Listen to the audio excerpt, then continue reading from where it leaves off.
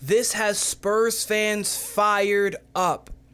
Only 13 minutes for the guy who is next up in Stephon Castle in the latest game, in their latest loss to the Detroit Pistons, and update on De'Aaron Fox that has me leery. Very leery, and we're going to break it all down here on Spurs Digest with your host, Keenan Warner.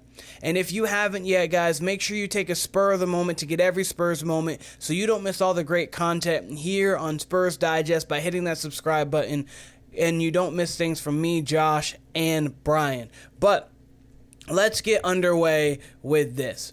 Real quick before we talk about what's really firing us all up in Stephon Castle, this is big stuff.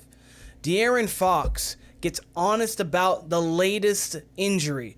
We know he's been nursing a finger. Actually, this finger goes back to when they played the Warriors in the 2023 playoffs. That was a series they went 7, and he hurt his finger then, and I believe it's been lingering on since then. He was telling, I've gone through a workout with taping, he explained Friday night, and the main problem is just the fact that if you throw me the ball, the first thing it's going to hit is the finger, and that's the reason I was really do tape it. He went on to also talk about in an interview after the game, he said, at some point we're going to have to fix the issue because I'm not playing with tape on my dominant hand for the rest of my career. Of course, you're not going to do that. He was then asked if he was going to do it before the end of the season. I'm not sure yet. If he wasn't going to do it before the end of the season, clearly the answer would be no. Of course, you shut all of that speculation down if you're not going to do it. So the thing that is worrisome is he has been successful since he got here. Obviously, 24-13, first 20-10 for San Antonio Spurs debut ever. Near scoring 30 points against the Pistons, but obviously the elephant in the room, obviously, Victor Wembanyama going out for the season. That takes your playoff chances from, okay, we actually have a legitimate shot with this roster if things fall our way and we get to go playing good basketball. 21-9, 20-10 is where they were looking to get to if they were going to really truly be in the playoff conversation, and that's a possible thing if you have a top 10 player in the game, undoubtedly, a top 8 point guard in the game, and that's saying a lot with how many point guards are in the game, and then you've got a guy who can put up 20 on a night, a good defender in Sochan, you've got Stephon Castle who is emerging, and then you've got good role players. You have a team that is able to do such a thing, but now you lose one of the best players in the league. That goes out the window. Unless they get really hot for some reason, that just goes out the window. So at this point, what are we really playing for? What are we really playing for? Is it just to get some reps with the guys? Because obviously your main reps you want to get was with Wemby, but of course otherwise you have more than just Victor Wembanyama on the court. So you want to get reps.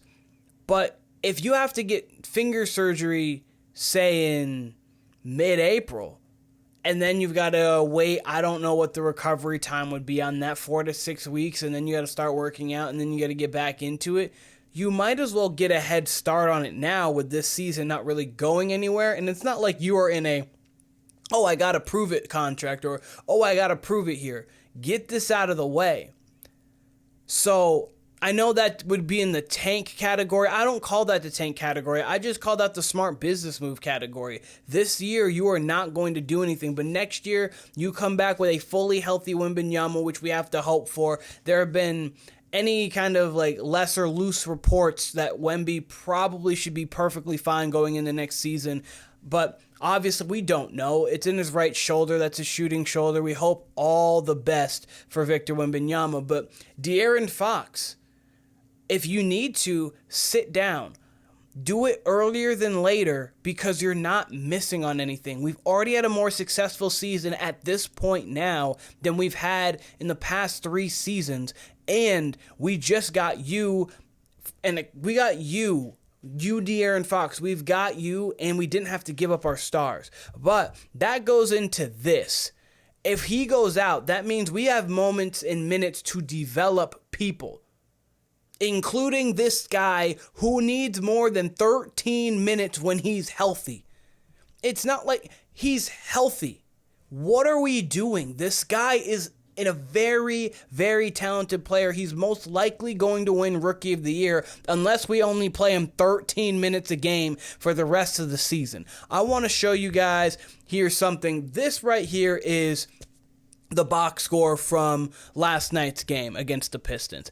Obviously, you had Vassell, 23 minutes, and people towards the end. I mean, obviously, this is more of a team effort now that you have Wemby out. But there's no reason why Mamu should be getting way more minutes than him. I understand Mamu's a big. We don't have too many bigs now. But there's no reason why he should be getting massively more minutes. There's no reason why Julian Champagnie should be getting more minutes. There's no reason for any of it. He is the youngest player on your... He's fresh. He's fresh. It's not like he's old. It's not like he has even injury concerns. Like, this guy is just an athlete who goes on the floor and does well. Like, 12 points in 13 minutes, that's about on a 36-minute basis. You're per 36, that's about 24 points. That's very good. And I want to show you guys this here. This is Stephon Castle when he plays over 30 minutes. Every game he's played over 30 minutes. The Spurs are an above 500 roster. Right now we clearly know they are, I believe, 6 games below 500. I think they're 23 and 29, or roughly around that. They're 8 and 7, so they're above 500. He's averaging 19 points, 3 rebounds, about 4 assists, shooting 44% from the floor, close to 34% from 3, and 78% from the line. For reference in the league right now, I just want to give you a comparison. Austin Reeves of the Lakers. We know Austin Reeves is a very talented young player in this league. 26 years old, so not like young, but still younger in his development. 19, 4, and 6 compared to 19, 3, and 4. So a couple more assists and 1 more rebound. He is not the defender that Stephon Castle is. We know that. He's shooting 44% from the floor and 35% from 3. Stephon Castle is 44% from the floor and 34% from 3. So Stephon Castle, when playing over 30 minutes, is about Austin Reeves' level right now offensively. Austin Reeves has a little bit more of a bag. He's more of a consistent shooter. We understand that. So Austin Reeves is a better offensive player. But defensively, he's not Stephon Castle. He doesn't have the athletic quickness. He doesn't have the hands. He doesn't have the tenacity, tenaciousness. He's just not Stephon Castle defensively. So that's what, right now, just a guy who sporadically gets 30 minutes is doing. Imagine what he could do for these last 27 games if he could just continue to play. Or 28 games, I believe, if he could just continue to play. Why are we doing this? There is no need for this to happen. And I don't care whether you want to say tank, not tank, or what not. That doesn't mean you stunt the development of your players. That doesn't mean you don't play the young guys. The point of tanking is you're supposed to play the youngest players to try to go out there and have them develop you want to be competitive and lose. You don't want to put a bad product out on the floor because you put a bad product and then people know you aren't caring. You want to go out there and you want to have a reason for people to be in the stands. But you want to lose. Look what the Pistons were doing. The Pistons, I believe, have won 5 straight games by 10 or more points. They're the 6th seed, if not the 5th seed in the Eastern Conference right now. They've won 5 straight. They were terrible for a long period of time. But it wasn't like they were sitting Cade Cunningham. The only time he wasn't playing was when he was injured, of course. But you play these young guys, you get them experience, you get them used to the NBA, and then from there, that's when they grow. That's when they do their thing. And it's not like he's not producing. Clearly, 19, 4, and 3 when he plays 30-plus minutes in a game. He's putting up Austin Reeves numbers other than the assist when he plays 30 minutes. And Reeves is doing it in plus 30 minutes every night. It just makes no sense to me. But anyways, let me know what you guys think about the Stephon Castle minute situation, if you are as fired up about it as I am, because what's the point of not playing your young guys?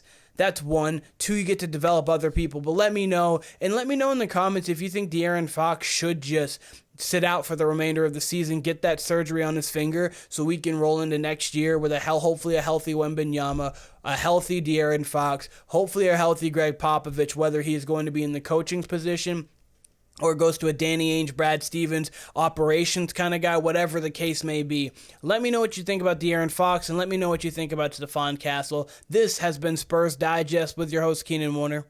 I appreciate all of you guys, and I'll be seeing all of you guys very soon.